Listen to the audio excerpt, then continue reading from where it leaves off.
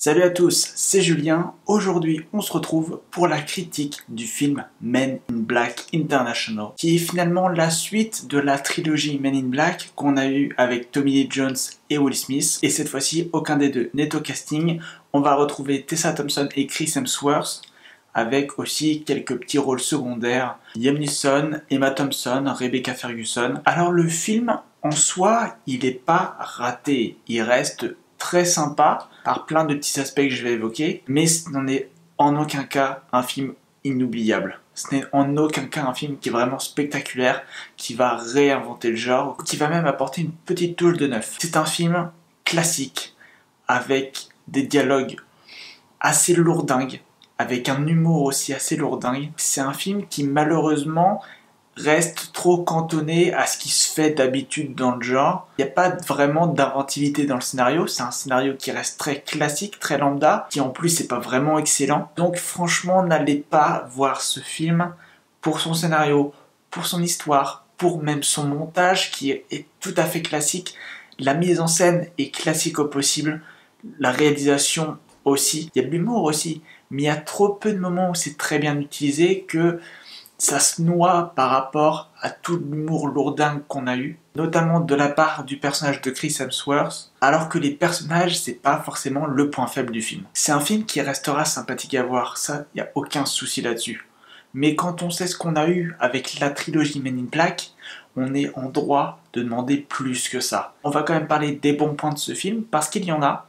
À noter d'abord le duo Chris Hemsworth, Tessa Thompson qui est génial. On sent que les acteurs sont impliqués dans leur rôle, on sent qu'ils s'amusent, on sent même que le duo fonctionne très bien. On l'a déjà vu avec Thor Ragnarok, un petit peu avec Avengers Endgame, mais ça fonctionne encore mieux dans ce film parce que les acteurs se répondent vraiment bien, on sent qu'il y a une alchimie entre eux et ils jouent vraiment très bien, c'est très communicatif et on est vraiment avec eux, on est au cœur du film avec ces personnages, ce qui n'est pas forcément le cas des personnages secondaires qui sont vraiment très oubliables parce que l'action va se concentrer sur ce duo et on va en oublier de développer les personnages secondaires à tel point qu'ils ne servent à rien. Alors ils servent quand même un petit peu chacun dans l'ensemble du film et pas à la mesure d'être des personnages secondaires. Parce que là, c'est vraiment des personnages qui sont très secondaires. À la limite de, si t'as pas cette scène-là, ils ne servent à rien. C'est dommage parce que cette répartition-là est très mal gérée. Et même si le duo est beaucoup plus mis en lumière, ce qui est très sympa à voir, ça dénote forcément avec le reste du casting, qui est pourtant un casting très bon. Emma Thompson, Rebecca Ferguson, Liam Neeson, c'est quand même des acteurs pas mal, on va pas se le cacher. Liam Neeson, j'adore ses films, même si bon, au fur et à mesure, on sent une recette Liam Neeson qui commence à décliner. Le fait d'avoir ce genre d'acteurs-là, ça ne fait qu'amplifier la petite déception qu'on a de ne pas les voir assez, ou alors de les voir dans des rôles trop mineurs. Quelque chose aussi de très bien dans ce film et qui est à souligner, c'est les effets spéciaux.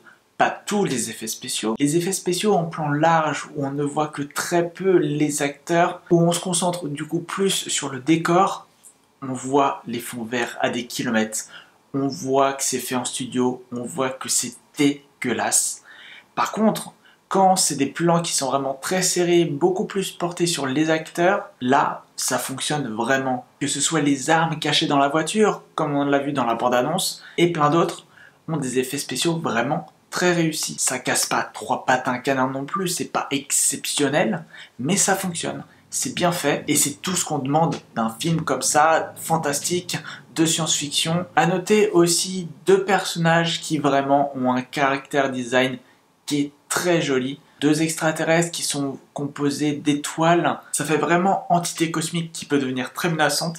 Ça fonctionne du tonnerre et je ne peux que louer l'idée. Mais voilà, ce film n'est malheureusement pas le film inoubliable qu'on aurait pu attendre. C'est pas un film qui aura réinventé la licence Men in Black. C'est pas un film surtout qu'on aura forcément envie de revoir de nombreuses fois. Mais elles sont ternies par tellement d'autres choses plus négatives, plus oubliables, qui font que vraiment, allez voir Men in Black si vous le souhaitez. Parce que j'ai pas l'impression qu'on a fait vraiment un pari là-dessus. J'ai pas vraiment le sentiment que tout le monde s'est impliqué dans le projet. Mais une chose est sûre, c'est que la licence Men in Black, elle s'est ringardisée. Dans le sens où vraiment, c'est un film commun maintenant. Et bon, si vous souhaitez quand même voir le film, moi je vous conseillerais pas de ne pas aller le voir. Ça serait débile parce que, en n'ayant aucune attente, on passe quand même un relatif bon moment. Donc voilà pour cette critique du film Men in Black International. Si vous avez aimé cette critique, n'hésitez pas à lâcher un pouce bleu, n'hésitez pas également à vous abonner. On se retrouve très vite pour de nouvelles vidéos sur le cinéma. En attendant, vous le savez, portez-vous bien. Ciao.